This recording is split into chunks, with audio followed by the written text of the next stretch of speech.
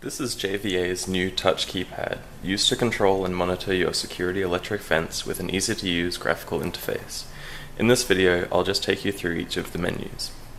Here is the home screen. From here you can easily arm, disarm, view the event log, view the fence zones, alarms if there are any, and access the settings menu. At the top right corner of the display there is also a question mark help icon, which, when tapped, provides details on how to use the keypad. The top center of the display shows the current fence status and will also display current event information. If you tap the settings icon, the settings menu will appear on the left side of the screen, and the main section will show the settings that you are editing.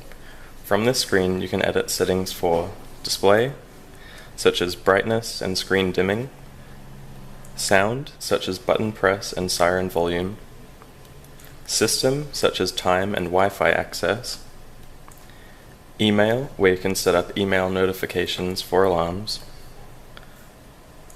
keypad settings, such as automatic user logout, changing the user PIN, and event log management, site, where the installer will set up the site and device programming, and finally zones, where you can view and rename the zones on your site.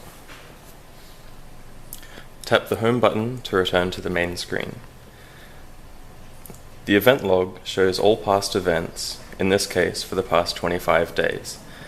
This logs all actions such as login attempts, menu access, and settings changes, as well as alarms. The Zones button will display all zones on your site, and tapping on any of those shows specific details for that zone. Finally, you can arm the site either in high or low power mode and disarm. If there is or recently has been an alarm, an icon will appear that you can tap to see the list of alarms. I'll set one off now to show what happens.